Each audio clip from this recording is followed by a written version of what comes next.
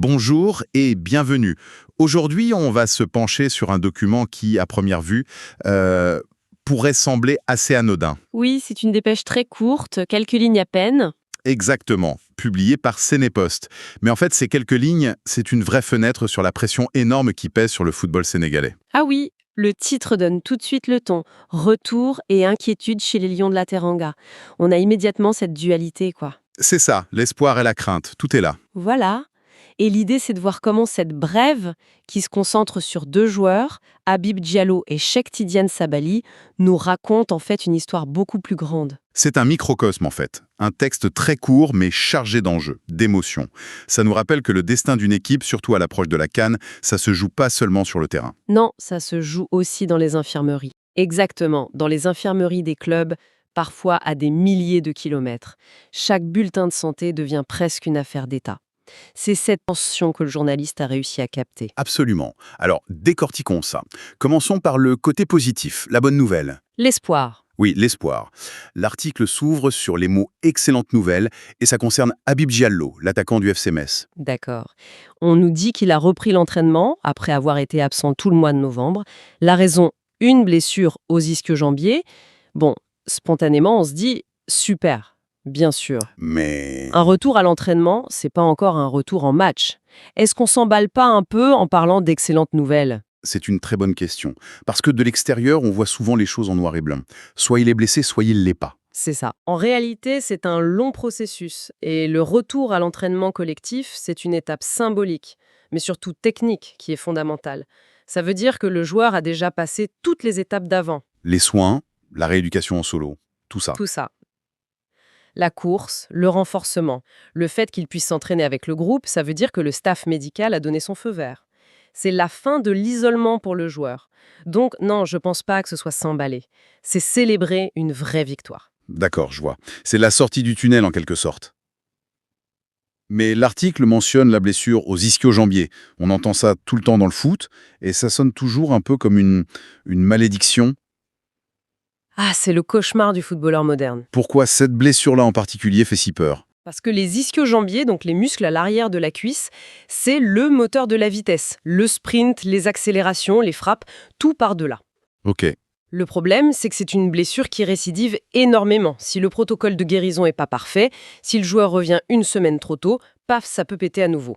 Et chaque rechute, ça allonge l'absence et, pire, ça installe le doute dans la tête du joueur. Le doute, c'est-à-dire la peur de se reblesser. Exactement. C'est la double peine. Il y a la guérison du corps, il y a la guérison de l'esprit.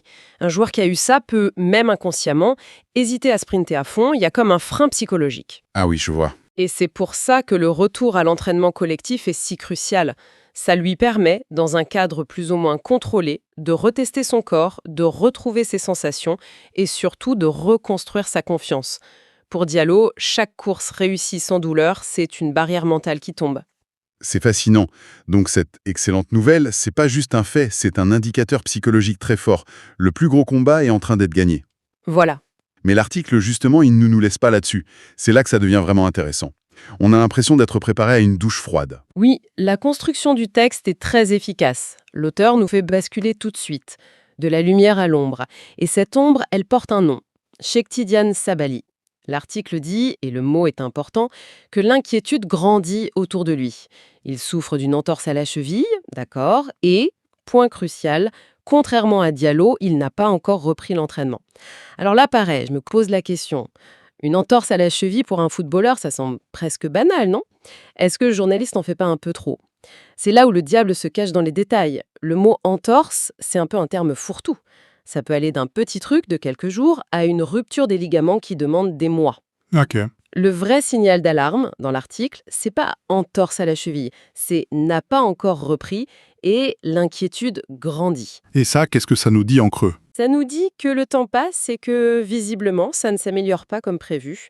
Si c'était une petite entorse, il serait déjà de retour. Le fait que l'inquiétude grandisse, ça suggère que la guérison stagne ou que c'était plus grave qu'on ne pensait. Le silence est mauvais signe, en fait. Dans le sport de haut niveau, souvent oui. L'absence de nouvelles positives devient une nouvelle négative. Chaque jour qui passe sans qu'il ne rechausse les crampons le rapproche de la date limite pour la CAN. C'est une course contre la montre. Et on imagine le casse-tête pour le sélectionneur. C'est l'incertitude totale. Ah, c'est le dilemme qui hante tous les sélectionneurs. Qu'est-ce qu'il fait? Il le met sur la liste en espérant un miracle, au risque de prendre la place d'un joueur qui, lui, est en pleine forme. C'est exactement ça. On se souvient tous de Zidane en 2002. Ah oui. Il se blesse juste avant la Coupe du Monde, le staff fait le pari de le prendre quand même, il manque les 2 premiers matchs, il joue le 3e sur une jambe, et on connaît la suite. C'est ce genre de pari, aux conséquences énormes, que le staff sénégalais doit maintenant envisager. C'est terrible comme décision. Et ça doit avoir un impact sur le groupe. D'un côté, il voit Diallo revenir avec le sourire. Ça doit booster tout le monde. Oui, bien sûr. Et de l'autre, il voit l'incertitude autour de Sabali, un autre coéquipier, et ça doit installer une sorte de préoccupation collective. Absolument. Une équipe, c'est un écosystème très fragile. L'état de forme des uns affecte les autres. Le cas Sabali, ça peut créer une distraction. Les joueurs se posent des questions. Les schémas tactiques à l'entraînement doivent être modifiés. Ça perturbe les automatismes. Voilà. Alors que le retour de Diallo renforce la confiance, l'incertitude autour de Sabali vient rappeler à tout le monde à quel point tout est fragile. Quand on met les deux cas côte à côte, comme le fait l'article, c'est vertigineux. On dirait deux destins qui se croisent. L'un est sur la pente ascendante, il retrouve le collectif, la joie. Et l'autre est peut-être seul avec les kinés, dans le doute, sur une pente glissante. Et c'est tout le talent du journaliste d'avoir mis ces deux histoires ensemble. Oui, il aurait pu faire 2 brèves séparées. En les unissant, il raconte le quotidien d'un sélectionneur. Son téléphone doit sonner non-stop. Un jour, c'est une bonne nouvelle d'Angleterre. Le lendemain, une mauvaise d'Italie. C'est un puzzle géant dont les pièces changent de forme tous les jours. Et le fait que l'article soit signé d'un correspondant à Dakar, alors que les deux joueurs sont à Metz en France, ça aussi, ça en dit long. Totalement. La perspective est clairement celle de la nation. Pas celle du club, non. Pour le FC Metz, c'est un problème de gestion d'effectifs, bon. Pour le correspondant à Dakar et les millions de supporters, c'est un drame national potentiel. Leur performance est analysée à travers un seul prisme. Est-ce qu'ils seront prêts pour les Lions et pour la CAN? C'est fou. Le parcours de toute une nation qui peut se jouer sur un ischio qui guérit bien ou une cheville qui traîne. Au final, cette dépêche, c'est une piqûre de rappel. Derrière les athlètes qu'on voit comme des machines... Il y a des corps fragiles. Exactement. Un retour de blessure, c'est pas une formalité, c'est une vraie victoire. Et une entorse, c'est pas un petit bobo, ça peut être un rêve qui s'effondre. Et tout ça, ça me fait penser à quelque chose. On parle de Diallo et de Sabali parce que leurs cas sont publics, voilà, ils sont dans cette dépêche. Oui, c'est la partie visible de l'iceberg. Exactement.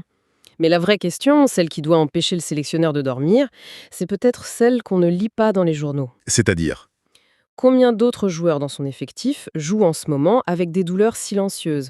Une petite gêne au genou, un dos qui coince, des choses qu'ils cachent pour pas perdre leur place.